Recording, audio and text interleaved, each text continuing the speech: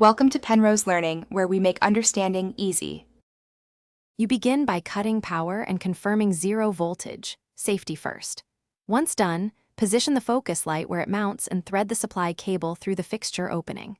You strip 1/2 inch of insulation from each conductor, twist stranded ends neatly, and arrange corresponding color-coded wires together. Make sure to work methodically. Line up live, neutral, and ground so you avoid cross-connections. If the housing has a ground screw, attach the green wire before making the final connection with a wire nut. Next, you join the wires using correctly sized wire nuts and proper technique. Once you twist the conductors together, screw on the nut clockwise until tight, then give each conductor a firm tug to verify it won't slip.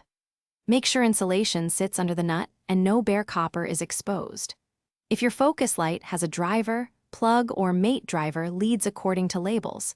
If hardwired, tuck connections neatly into the junction box and secure the fixture base without pinching cables.